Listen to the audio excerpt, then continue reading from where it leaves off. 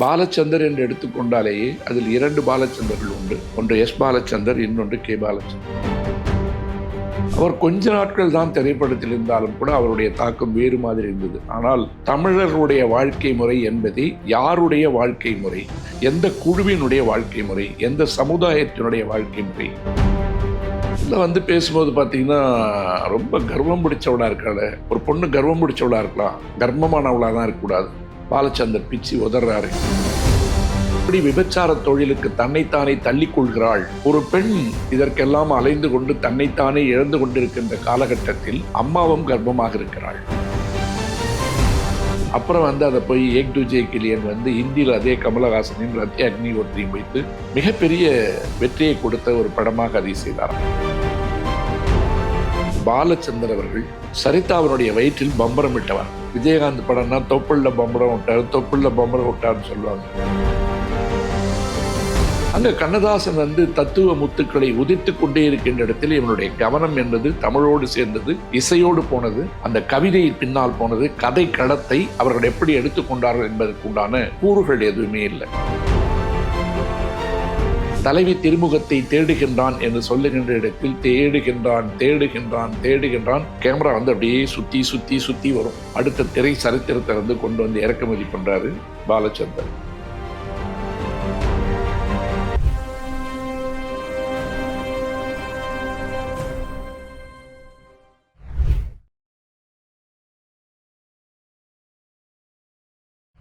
வணக்கம்.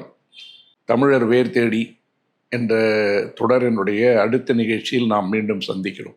உலகத் தமிழர்களே, உலகெங்கும் கோலோச்சி கொண்டிருக்கின்ற என் தமிழ் இனமே, இளைஞர் சமுதாயம், எல்லோரையும் சென்றடைய வேண்டும் என்ற நோக்கத்தில் தொடங்கப்பட்ட இந்த தொடரில் நாம் பல செய்திகளை பற்றி பேசுவதாக ஏற்கனவே ஒரு அறிமுகத்தில் நாம் கூறியிருக்கிறோம். கொஞ்சம் சுமாரான என்று சொல்வதை விட ஸ்லோ அப்படின்னு சொல்லலாம் ஆங்கிலத்தில். அப்படி ஒரு வரவேற்பை என்னால் பார்க்க முடிகிறது. இதை மேலும் மேம்படுத்துவதற்கு உங்களுக்கு என்ன கருத்துகள் தோன்றுகிறதோ அதை என்னோடு நீங்கள் பகிர்ந்து கொள்ளலாம் என்று நான் ஏற்கனவே சொல்லியிருக்கிறேன். மீண்டும் அதை போன்ற கருத்துருவாக்கங்களை நான் விரும்புகிறேன், வரவேற்கிறேன். இந்த நிகழ்ச்சியினுடைய வீச்சு என்பது வேறு களங்களை நோக்கி செல்ல வேண்டிய பல கட்டங்கள் இருக்கின்ற காரணத்தால் இது முதலில் ஒரு பண்பாட்டு விழுமியத்தில் ஒரு திரைப்படம் என்பது, நாடகம் என்பது, இயல் இசை என்பது மக்களுடைய அரசியல் வாழ்விலும் சரி, நடைமுறை வாழ்க்கையிலும் சரி என்ன தாக்கத்தை ஏற்படுத்தி இருக்கிறது என்பதை விடவும் எவ்வளவு சேதங்களை உண்டாக்கி இருக்கிறது என்பதையெல்லாம் கூட நாம் பேச வேண்டும் என்றுதான் முதலில் திரைப்படத்தை நாம் ஒரு தலைப்பாக தேர்ந்தெடுத்தோம்.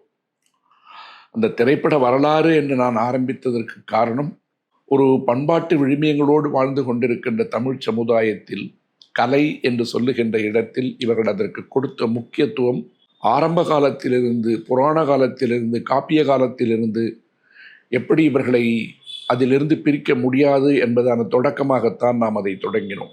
ஆனால் இந்த திரைப்படம் தோன்றிய உடனேயே தமிழ்நாட்டிற்குள் அது எப்படி வந்தது, அது கோயம்புத்தூருக்கு எப்படி போச்சு, காரைக்குடிக்கு எப்படி போச்சு, கோடம்பாக்கத்தில் எப்படி நிலைத்தது என்று பார்க்கின்ற பொழுது இந்த துறைக்குள் பல மாந்தர்கள் தங்களுடைய பங்களிப்பை செய்து கொண்டே இருக்கிறார்கள். அப்படி வருகின்ற பொழுது ஒரு காலத்தில் படித்தவர்கள் மட்டும்தான் திரைப்படத்துறையில் வேலை பார்க்க முடியும். அது ஒரு கம்பசூத்திரம் என்பதை போல அதிகபட்சம் ஆங்கிலம் பேசுகின்றவர்களாக, எதையும் ஆங்கிலத்திலேயே விளக்குபவர்களாக இருக்கின்ற காலம் எல்லாம் ஒன்று இருந்தது. பாலச்சந்தர் என்று எடுத்துக்கொண்டாலேயே அதில் 2 பாலச்சந்தர்கள் உண்டு. ஒன்று எஸ் பாலச்சந்தர், இன்னொன்று கே பாலச்சந்தர். சிவாஜி கணேசன் அவர்களை வைத்து எடுத்த அந்த நாள் திரைப்படத்தினுடைய பல இடங்களில் நாம் பார்த்தால் ஒரு ஆங்கில படத்தினுடைய உருவாக்கம் எப்படி இருக்குமோ அதே போல டைட்டிலே போடுவார். அவர் கொஞ்ச நாட்கள் தான் திரைப்படத்தில் இருந்தாலும் கூட அவருடைய தாக்கம் வேறு மாதிரி இருந்தது. ஆனால் கே பாலச்சந்தர் அப்படின்னு நம்ம உள்ள போகும்போது இந்த தமிழர்களுடைய வாழ்க்கை முறை என்பது யாருடைய வாழ்க்கை முறை, எந்த குழுவினுடைய வாழ்க்கை முறை, எந்த சமுதாயத்தினுடைய வாழ்க்கை முறை என்பதை அவர்கள் அந்த காலகட்டத்தில் செய்கின்ற பொழுது நடுத்தர மக்கள் வாசிப்பதற்கென்று அவர்களுக்குண்டான ஊடகம் கிடையாது, அவர்களுக்குண்டான பத்திரிகைகள் கிடையாது, செய்தித்தாட்களே அவர்களுக்கு உண்டானது என்பது மிக குறைவு. தினத்தந்தி பத்திரிகை வேண்டுமானால் சொல்லலாம். ஆனால் மீதம் இருக்கின்ற பத்திரிகைகள், ஊடகங்கள் எல்லாமே ஒரு குழு ஆதிக்கத்தின் கீழ் வருகின்ற நிலைமையில் இவர்கள் உள்ளே வருகிறார்கள்.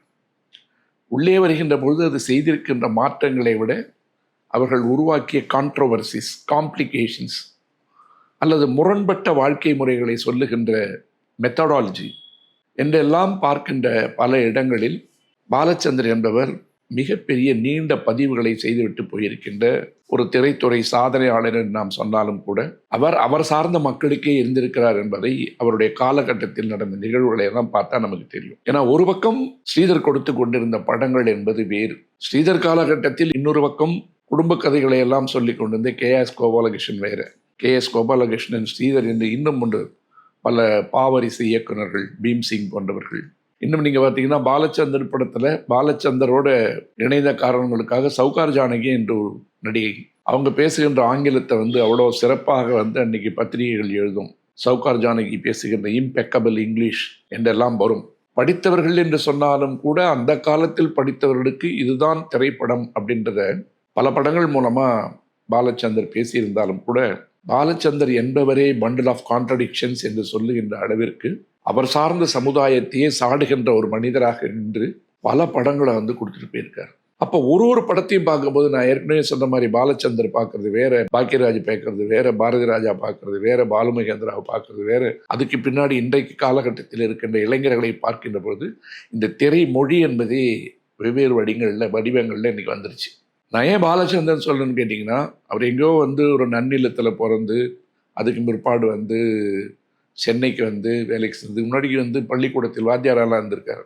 சென்னையில் அக்கௌண்ட் ஜெனரல் ஆஃபீஸ் என்று சொல்லப்படுகின்ற கணக்காளர் அலுவலகத்தில் ஒரு இளநிலை எழுத்தாளராக சேர்ந்த ஒருவர் பின்னாடி ஒரு நாடக குழு ஆரம்பித்து அந்த நாடக குழு மூலமாக முதல்ல அவர் போட்ட நாடகமே ஆங்கிலத்தில் தான் போடுறார், மேஜர் சந்திரகாந்த். அந்த நாடகத்தை ஆங்கிலத்தில் போட்டு அதுக்கு பிற்பாடு யுனைடெட் ஆர்டிஸ்ட் அப்படின்னு சொல்லிட்டு ஒரு குழு ஆரம்பிக்கிறார். ஆங்கிலத்தில் நாடகம் போட்டு அதுக்கு பிற்பாடு தமிழில் நாடகங்கள் போட ஆரம்பிச்சு பல நாடகங்களை அவர் திரைப்படமாக்கி நீர்க்குமிழி வரைக்கும், சர்வர் சுந்தரம் அப்படி இப்படிலாம் போகிற பயணத்தில் எத்தனையோ பெரிய சாதனையாளர்கள் இன்றைக்கு கோலோச்சி கொண்டிருக்கின்ற அளவிற்கு ரஜினிகாந்த், கமலஹாசன் வரைக்கும் நடிகைகள் பார்த்தீங்கன்னா சுஜாதா, சரிதா, சவுகார் ஜானகி, ஜெயந்தி உலகத்திற்கு அறிமுகம் செய்து பாலச்சந்தர் நம்ம சொல்லலாம். ஆனால் பாலச்சந்தர் படங்கள் பேசியிருக்கின்ற கதைகள் தமிழர் வாழ்வோடு சம்பந்தப்பட்டதா, தமிழர்களுடைய வாழ்க்கை முறையை அடிப்படையாக கொண்டதா என்று பார்த்தால் நகைச்சுவையை நோக்கி பல படங்கள் நடந்திருக்கும்.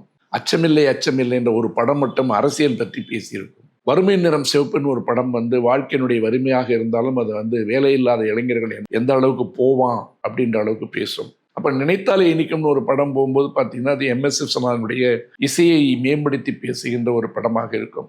ஆரம்ப காலகட்டத்தில் நீங்கள் பார்த்தீங்கன்னா எத்தனை முரண்பாடுகளை அவர் கதைகளாக கொண்டு தமிழ்நாட்டுக்கு கொடுத்தாருன்றது நம்ம பார்க்கணும். இப்போ இருகோடுகள்னு ஒரு படம், இருகோடுகள்னு ஒரு படத்தில் நீங்கள் பார்த்தீங்கன்னா ஜெமினி கணேசன் என்ற கதாபாத்திரத்திற்கு 2 பேர் வாழ்க்கையில் இடையே வருகிறார்கள். வர்ற இடத்துல பார்த்தீங்கன்னா நீங்கள் கொலு வைக்கிற இடத்துல கூட புன்னகை மன்னன் பூவிழி கண்ணன் சொல்லிட்டு அந்த இடத்தில் கிருஷ்ணரை மையமாக வைத்து கொண்டு கிருஷ்ணரை நடுவில் வச்சுட்டு கண்ணன் மூலமாக கொலு விழாவில் பாடப்படுகின்ற பாடலாக தங்கள் வாழ்க்கையை 2 பெண்கள் பாடுவதாக அந்த இடத்துல வச்சிருப்பார். அது கடவுள் சார்ந்த குறியீடுகள்லாம் கண்ணதாசன் அழகாக உள்ள கொண்டாந்து கொடுத்துட்டு போயிடுவார். ஒரு பக்கம் எம்.எஸ். விஸ்வநாதனுடைய இசை ஒரு படத்தை தூக்கிட்டு போயிடும். இன்னொன்று அந்த கதை சொல்லுகின்ற திறன், அந்த ஆங்கிலம் கலந்த பேச்சுவார்த்தைகள், பல இடங்களில் பேசுறது அன்னைக்கு அது புரட்சிகரமான கருத்துக்களாக எடுத்துக்கொள்ளப்பட்டாலும் தான் இருக்கின்ற நிலத்தையே அவர் எப்படி சிதைத்தார், அதை சாதிப்பதற்கு என்னவெல்லாம் செய்தார் என்று எடுத்தோம்னா, இப்போ அவள் ஒரு தொடர்கதைன்னு ஒரு படம். அந்த அவள் ஒரு தொடர்கதை வங்காளத்திலிருந்து எடுக்கப்பட்ட ஒரு கதை அப்படின்னு சொல்லுவாங்க. மேகே தாட்டு தாரா என்று சொல்லுகின்ற ஒரு வங்காளத்தினுடைய கதை தான் அவள் ஒரு தொடர்கதை. ஒரு பெண் ஒரு குடும்பத்தினுடைய எல்லா சுமைகளையும் அவள் எப்படி தாங்குகிறாள் என்று சொல்ல வருகின்ற இடத்தில் முறை சார்ந்த உறவுகளே இருக்காது. அந்த உறவுகளெல்லாம் நீங்கள் பார்த்தீங்கன்னாவே இன்றைக்கி அதெல்லாம் படத்தில் சொல்ல முடியுமா என்பது ஒரு மிகப்பெரிய சந்தேகம். அந்த படத்தில் நானே ஒரு நிகழ்ச்சியில் பேசியிருப்பேன். அம்மாவும் மகளும் ஒரே ஆளை காதலித்தால் அதற்கு பெயர் அவள் ஒரு தொடர்கதைன்னு சொல்லியிருப்பேன். அதில் ஒரு கேரக்டர் வரும். ஒரு விதவையாக இருக்கின்ற ஒரு பெண்ணை நம்ம மலையாள நடிகர் துணையராக வருவார். வரும்போது அப்படி ஒரு மேனரிசம் பண்ணுவார், இப்படி பண்ணுவார். அந்த அம்மாவோட பொண்ணு ஃபடாஃபட் ஜெயலட்சுமி. ஒரு கட்டத்தில் அம்மாவை வசப்படுத்தியவர் மகளையும் வசப்படுத்துவதற்கு முயற்சித்து அதில் வென்றும் விடுவார். அவர் செய்கின்ற அந்த மேனரிசத்தை ஃபடாஃபட் ஜெயலட்சுமி ஒரு கட்டத்தில் செய்கின்ற பொழுது தாய் தற்கொலை செய்து கொள்வார். அப்படி ஒரு முரணான உறவை அந்த காலகட்டத்தில் ஒரு பெண் தன் வாழ்க்கையினுடைய உயர்வுக்கு எப்படி ஓடுகிறாள்? வைரமுத்து கவிதையில் சொல்லும்போது, வாழ்க்கை இல்லறம் என்கின்ற இடத்தில் சமையலறைக்கும் கட்டிலறைக்கும் ரன்கள் எடுத்தெடுத்தே ரணமாகி போனாள் அப்படின்னு எழுதியிருப்பார் ஒரு பெண்ணை பற்றி. அந்த அளவுக்கு ஓடுகின்ற ஓட்டத்தில் அந்த கதை மாந்தர்கள் எல்லாமே முரணானவர்களாக இருப்பாங்க. இதில் பேசும்போது பார்த்தீங்கன்னா, ரொம்ப கர்வம் பிடிச்சவளாக இருக்காளே அப்படின்னு ஒரு வசனம் இருக்கும். ஒரு பொண்ணு கர்வம் பிடிச்சவளாக இருக்கலாம், கர்ப்பமானவளாக தான் இருக்கக்கூடாது அப்படின்னு ஒரு வசனம் வரும். அது அந்த காலத்து இதெல்லாம் ஒரு பெரிய புரட்சிகரமான வசனம். பாலச்சந்தர் பிச்சு உதறார் என்று சொன்னாலும் அதற்குள்ளே சொல்லுகின்ற அந்த குழப்பமான உறவு முறைகள் அந்த படத்துல தான் அப்படின்னு நீங்க பார்த்தீங்கன்னா இல்லை. அதுக்கடுத்தது அரங்கேற்றம்னு ஒரு படம் எடுக்கிறார். அரங்கேற்றம் படம் மிகப்பெரிய புரட்சிகரமான படம் என்று பேசப்பட்டாலும் அவருடைய சமூகத்தாலேயே வரவேற்கப்படாத ஒரு படத்தில் அது ஒன்று. பாலச்சந்தருடைய திறமைகளை பற்றி பேசினாலும் ஒரு ஏழை எளிய எப்படி விபச்சார தொழிலுக்கு தன்னைத்தானே தள்ளிக்கொள்கிறாள் என்று வருகின்ற இடத்தில் ஒரு பெண் இதற்கெல்லாம் அலைந்து கொண்டு தன்னைத்தானே இழந்து கொண்டிருக்கின்ற காலகட்டத்தில் அம்மாவும் கர்ப்பமாக இருக்கிறாள். அப்போ அம்மாவும் கர்ப்பமாக இருக்கிற இடத்துல அந்த பிரமிளா கேரக்டர் பேசும், நீங்கள் வெளியில் போய் டெய்லி சாணி தெளிக்கிறீங்களே, தண்ணி ஊற்றுறீங்களே, வெளியில் செவுத்துக்கு எதிர்க்க எழுதிருந்துச்சு, அதை பார்த்துருப்பீங்களான்னு கேட்பாங்க. என்னன்னு கேட்டிங்கன்னா, அந்த இடத்துல நாம் இருவர் நமக்கு இருவர் ஒரு குடும்ப கட்டுப்பாடு விளம்பரம் எழுதிடும். அப்போ அம்மாவையே பார்த்து உனக்கு அடக்கம் இல்லையா என்று கேட்கின்ற ஒரு கேள்வியின் நாயகியாக அங்கே கதாநாயகியை அறிமுகப்படுத்துகிறார். அது பேசும்போது மாப்பிள்ளை பொண்ணு பார்க்க வருவாங்க. என்னன்னு கேட்டால், ஆண்கள் என்றாவே எனக்கு மறத்து போச்சு அப்படின்னு ஒரு வசனம் இருக்கும். ஆண்கள் என்றாவே மறத்து போச்சு அப்படின்னு சொன்னீங்கன்னா, இல்லை மறந்து போச்சுன்னு சொல்ல வந்தேன் என்பதாக அந்த வசனம் மாற்றி பேசப்படும். அப்போ அரங்கேற்றம் எவ்வளோ பெரிய சலசலப்பை உருவாக்குச்சு அப்படின்னு சொல்லும்போது, ஏன் அந்த கதை மாந்தர்கள் அந்த களத்தில் இருக்கின்ற இடத்தில் சமுதாயத்தை ஏன் அவர் குறியீடாக கொண்டு வரான்னு கேட்டிங்கன்னா, அவர் சார்ந்த சமுதாயத்தில் அவர் என்ன பார்த்தார், எதை சொல்ல வந்தார் என்பது எனக்கு புரியவில்லை.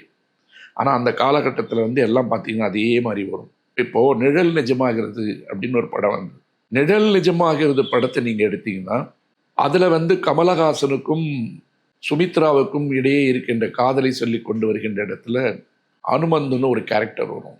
அந்த அனுமந்து என்று வருகின்ற ஒரு கதாபாத்திரம் அந்த வீட்டில் இருக்கின்ற ஒரு வேலைக்காரியோடு உறவு வைத்து அந்த வேலைக்காரை பண்ணி சிதைத்து விட்டதாக உள்ள ஒரு கதையில் அந்த படம் ஆரம்பிக்கும்.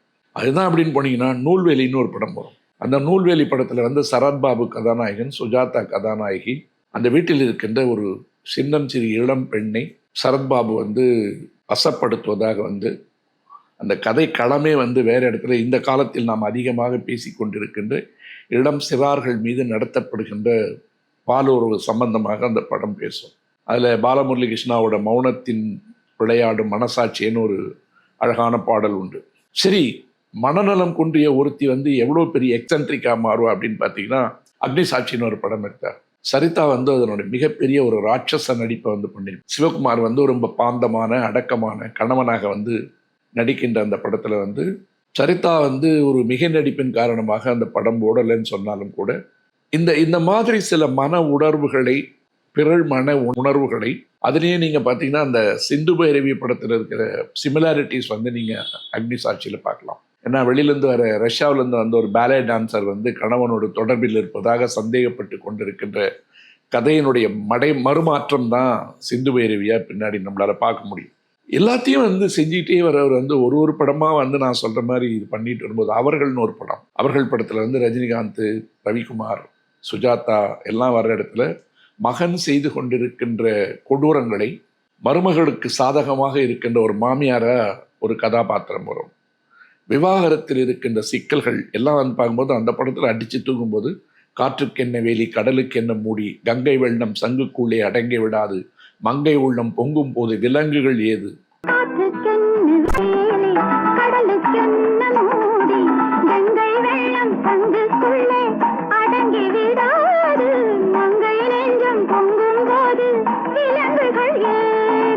அப்படின்னு ஒரு பாட்டு அடிச்சு தூக்கிட்டு போவோம்.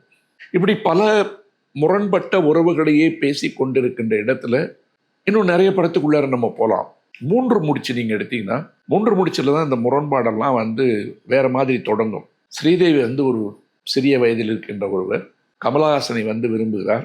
கமலஹாசனை விரும்புகின்ற பொழுது ரஜினிகாந்துக்கு ஸ்ரீதேவி மேலே ஒரு ஆசை இருக்குது. நண்பனுடைய காதலியாக இருந்தாலும் தவறி ஆற்றுக்குள் விழுந்து இறந்து போகின்ற ஒரு காலகட்டத்தில் அந்த ரஜினிகாந்த் தான் அந்த கொடூரமான மரணத்தை அவர் முன்னால் நிகழ்கிறது. அதில் அந்த இடத்துல நீங்கள் பார்த்தீங்கன்னா அந்த ஒரு அற்புதமான பாடல் வந்து எஸ்பிபி எம்எஸ் விஸ்வநாதன் கொடுத்துருப்பார். வசந்த கால நதிகளிலே வைரமணி நீரலைகள், நீரலைகள் நீரினிலே நெஞ்சிரண்டின் நினைவலைகள் சேர்ந்து வந்தால் அப்படின்னு வந்து அந்தாதி டைப்பில் வந்து ஜெயச்சந்திரனுடைய குரலில் வந்து அந்த பாட்டு வரும். ஒரு வார்த்தை முடிகின்ற இடத்தில் அடுத்த வரி தொடங்கும். அதில் 2 பாட்டு வந்து அந்த மாதிரி வந்து முயற்சி செஞ்சுருப்பாங்க. ஆடிவள்ளின்னு சொல்லிட்டு ஒரு பாட்டு வரும். அப்போ 3 முடிச்சில் வந்து என்ன கதை சொல்ல வர்றாருன்னு கேட்டிங்கன்னா, கமலஹாசன் இறந்ததற்கு பின்னால் ரஜினிகாந்த் ஸ்ரீதேவியை துரத்தி கொண்டிருக்கின்ற இடத்தில் ஒரு சிறு பெண்ணை ரஜினிகாந்தை வெறுப்பேற்ற வேண்டும் என்பதற்காகவே அந்த முதியவர் ஒருத்தரை கல்யாணம் பண்ணிட்டு ரஜினிகாந்த் வந்து மகனாக இருப்பார். அப்போ ஸ்ரீதேவி வந்து சித்தி ஆயிடுறாங்க. ரஜினிகாந்தை படம் முழுவதும் சீண்டி கொண்டிருக்கின்ற ஒரு இடத்தில் ஒரு முதியவரை தேடி போய் திருமணம் செய்து கொள்ளுகின்ற அளவிற்கு ஸ்ரீதேவியினுடைய கதாபாத்திரம் அந்த படத்தில் பேசப்பட்டிருக்கும். எவ்வளவு முரண்பாடான இடங்களில் முரண்பாடான கதைகளை சொல்லி கொண்டிருக்கின்ற இடத்தில் கதை சொல்லுகின்ற தன்மை, கதை சொல்லுகின்ற நேர்த்தி, அன்றைக்கு மிக பக்கபலமாக இருந்த கண்ணதாசன், எம்எஸ் விஸ்வநாதன் 2 பேருமே எப்படி வந்து அதையெல்லாம் இதுக்குள்ளரெல்லாம் போகாமல் விதம் என்ற பெயரில் ஒரு கிட்டத்தட்ட ஒரு சிதைந்து போன மனநிலையில் இருக்கின்ற பண்பாட்டு விழுமியங்களை அவர் தொடர்ந்து கொடுத்து கொண்டிருந்தார் என்பதை நான் குற்றச்சாட்டாக சொல்லவில்லை. ஆனால் அதையும் அவர்தான் செய்தார் என்பது உண்மை. இப்போ ஒரு சாதனைன்னு சொல்லுவாங்க எல்லாரும். மரோச்சரித்திரான்னு ஒரு படம். மரோச்சரித்திரா படத்தில் வந்து அவ்வளவாக முரண்பாடுகள் இல்லை என்றாலும் கமலஹாசனுக்கு வந்து ஒரு மிகப்பெரிய திரைவாழ்வை கொடுத்த படங்களில் அந்த படம் ஒன்று. இந்த மரோச்சரித்திராவில் நீங்கள் பார்த்தீங்கன்னா, விசாகப்பட்டினத்தில் இருக்கின்ற ஒரு தமிழ் பையனை தெலுங்கு பெண் காதலிக்கிறாள். முரடர்கள் வருகிறார்கள், மொழியும் இனமும் அனுமதிக்கவில்லை. கடைசியில் கமலஹாசனை அவங்க வந்து கொலை பண்ணுறதா முடியும். அப்புறம் வந்து அதை போய் ஏக் துஜே கிலியன் வந்து ஹிந்தியில் அதே கமலஹாசனையும் ரத்யா அக்னிஹோத்ரியும் வைத்து மிகப்பெரிய வெற்றியை கொடுத்த ஒரு படமாக அதை செய்தார். ஆனால் மரோச்சரித்திரா படத்தை பொறுத்தவரை தமிழர்கள் நினைவில் கொள்ள வேண்டிய பல இடங்கள் இருக்கு. அந்த படத்தில் தான் முதலில் பாலச்சந்தர் அவர்கள் சரிதாவினுடைய வயிற்றில் பம்பரமிட்டவர். பின்னாடி வந்தது உதயகுமார் வந்து விஜயகாந்த் படத்தில் வைக்க போய் விஜயகாந்த் படம்னா தொப்புள்ள பம்பரம் விட்டார்னு சொல்லுவாங்க. அது விசாகப்பட்டினத்தினுடைய கடற்கரை மணலில் ஒரு பாட்டு இருக்குது. அது பாட்டினுடைய டியூன் தான் எனக்கு ஓரளவுக்கு தெரியும். ஏற்றி கொண்டாலும் நுவே நானும் என்று ஏதோ ஒன்று தொடங்கும்.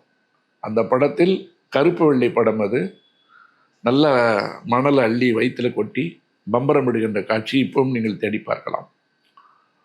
அவர்கள் செய்ததையெல்லாம் பின்னால் இந்த சின்ன பிள்ளைகள் காப்பி அடிக்க போய் இவர்கள் கலாச்சாரத்தை கெடுத்ததாக ஆர்வி உதயகுமார் மீது மிக நீண்ட காலத்திற்கு ஒரு குற்றச்சாட்டு இருந்தது.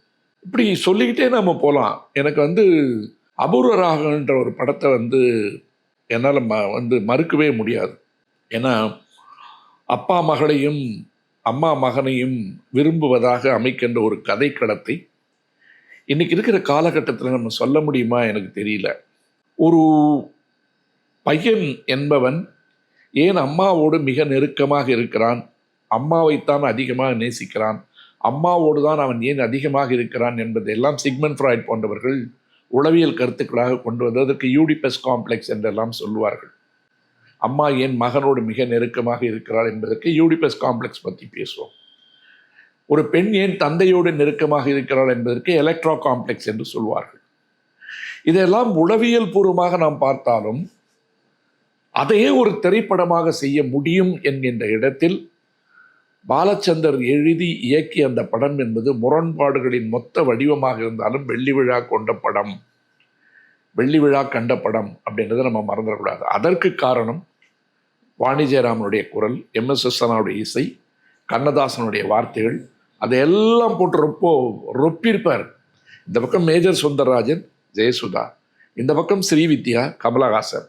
ஸ்ரீவித்யா என்ற பேரழகி, கமலஹாசன் என்ற காதல் இளவரசன், மேஜர் சுந்தரராஜன் என்ற நடிப்பில் மேம்பட்ட ஒருவரோடு ஜெயசுதாவை கொண்டு வந்து ஸ்ரீவித்யாவினுடைய மகள் ஜெயசுதா மேஜர் சுந்தரராஜனை விரும்பி அவரோடு இருப்பதாகவும், கமலஹாசன் கடைசி வரையிலும் ஸ்ரீவித்யாவை காதலிப்பதற்கு உண்டான முயற்சிகளை செய்து கொண்டு அறையெல்லாம் வாங்குவார் மிருதங்கம் வாசிக்கிற இடத்துல. அப்போ 7 ஸ்வரங்களுக்குள் எத்தனை பாடல் என்று தொடங்கின அந்த பாடல் என்பது டைட்டில் போடும்போதே ஆரம்பிச்சிடும். அங்க கண்ணதாசன் வந்து தத்துவ முத்துக்களை உதித்து கொண்டே இருக்கின்ற இடத்தில் இவனுடைய கவனம் என்பது தமிழோடு சேர்ந்தது, இசையோடு போனது. அதில் சொல்லப்பட்ட கண்ணதாசனுடைய மேம்பட்ட அந்த கவிதையின் பின்னால் போனது. கதை களத்தை அவர்கள் எப்படி எடுத்துக்கொண்டார்கள் என்பதற்கு உண்டான கூறுகள் எதுவுமே இல்லை. நெருக்கி நெருக்கி நெருக்கி நீங்கள் அந்த படத்தை நீங்கள் பார்த்தீங்கன்னா, ஒரு கட்டத்தில் கமலஹாசன் என்பவர் எப்படி வந்து ஒரு முரட்டுத்தனமான ஒரு இசை விரும்பியாகவும் ஒரு நாட்டு நலனில் அக்கறை உள்ளவராக இருப்பதாக காட்டுகின்ற ஒரு இடத்துல, அப்போல்லாம் வந்து தேசிய கீதம் போடுவாங்க திரைப்படம் தொடங்கிறதுக்கு முன்னாடி, அல்லது இடையில் கடைசியில் போடுகின்ற பழக்கம் உண்டு.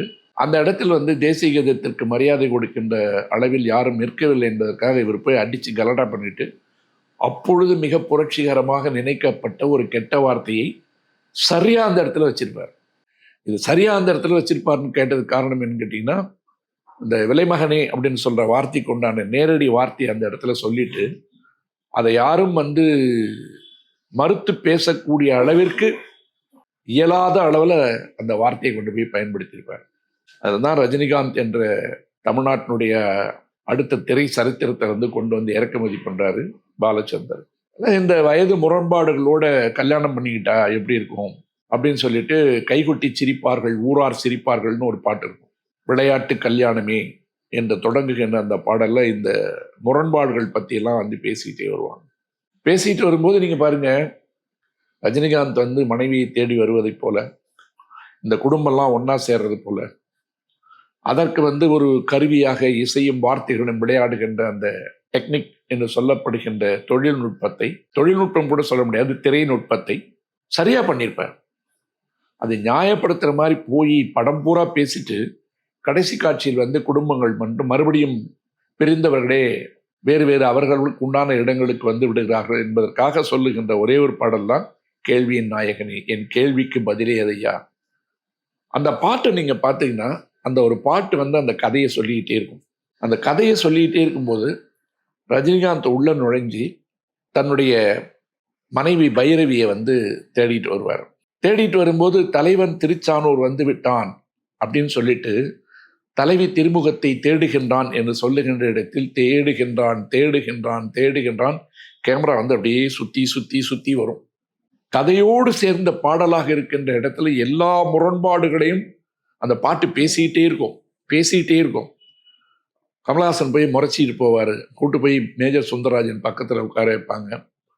அது வந்து அந்த தந்தைக்கு பக்க திருமுருகா என்று சொல்லுகின்ற பொழுது முருகனோடு கமலஹாசனுடைய பாத்திரத்தை இணைத்து திருமுருகா என்று சொல்லுகிற போல பக்க திருமுருகா அப்படின்னு அந்த கண்ணதாசனுடைய வார்த்தை விளையாட்டு இருக்கும்.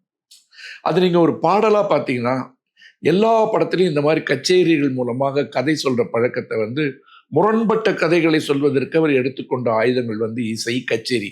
அது சிந்து பைரவி வரைக்கும் தொடரும்.